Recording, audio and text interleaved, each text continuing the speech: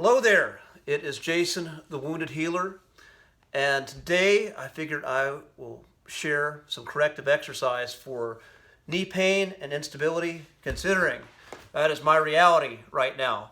So 10 years ago, I tore my ACL, my anterior cruciate ligament in my right knee, wrestling, and the ACL is one of the major stabilizers in the knee. Now, I did not have health insurance at the time, so I didn't get the surgery as I could not afford it. So I had to figure out how to retrain my leg to stabilize on the outside because inside the knee was not doing what it was meant to do.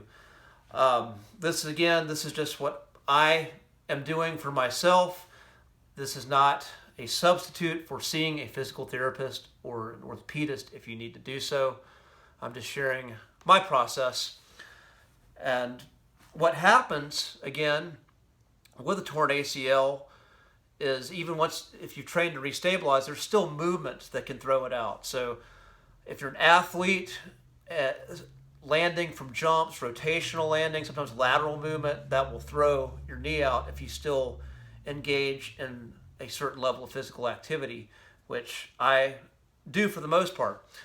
So when it goes out, it is really sore and aggravated for a good few days. And I do this following exercise that I'm going to show you to restabilize my knee, again training muscles from the outside to do the job of the ACL, what the ACL would have done on the inside. So the exercise is called a prone closed chain leg extension. And before I show you that, we do a little test on our knee. So we take our thumbs and we're going to go around the kneecap and just give some gentle pressure. We're palpating and just giving the knee a little gentle massage. And here I'm just putting my body weight in. I'm just rocking and feeling the tissue. And what I'm feeling for are spots that are tender and painful. And if I feel sharp pains and I feel the tissue under my thumbs is a little spongy feeling, that usually is a sign that I have some inflammation in the knee, and I need to get that inflammation down before I attempt this exercise. So I usually do that by icing my knee for 20 minutes on and then taking 20 minutes off for a couple of days or however long, and going into some Epsom salt baths after the inflammation starts to back off. So now it's down and I can just massage here and try to loosen up some of that tight tissue, get some blood flow here. And then now I'm going to do the exercise to stabilize my knee to get it to hold in place again. And again, the muscle we're going to work on is this muscle that's very close to the kneecap, right above the kneecap on the medial side, the inner thigh side. This is called the VMO, the vastus medialis oblique. So it's a little end piece of your quadricep muscle here. And the exercise again is a prone closed chain leg extension that we're going to do to strengthen it. So I'll show you that right now. So prone, meaning we lie face down, and closed chain, meaning I've got the floor on the other side of my joint. So what I'm going to do is I'm going to engage my core. If you guys do this, you'd ideally want to be down, but since I am not very skilled at doing voiceovers, I'm going to look at you and talk to you. So the first thing we want to do is push our pubic bone into the ground to engage the core and get our alignment right. I want to make sure my knees, my toes, and my hips are all going in the same direction. Once I have that, then I'm going to straighten my legs, engage the thighs as much as I can, and I'm lifting off the ground here, and the thighs are really burning, and then I'm going to relax. So I'm not moving a lot, but if you look at me, you'll see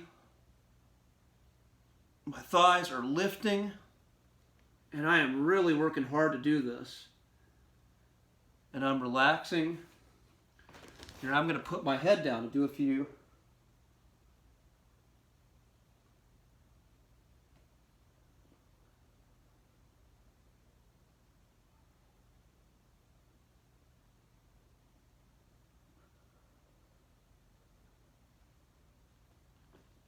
Oh, yeah, that's good. So, that is the closed chain prone leg extension.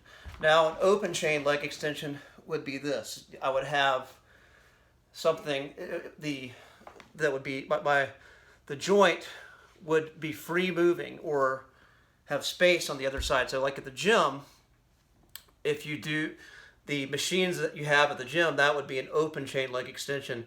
And that can be very dangerous for somebody who has a torn ACL, because what happens is in that situation, the femur and the tibia, the weight can push that out of alignment and actually cause more damage to the knee.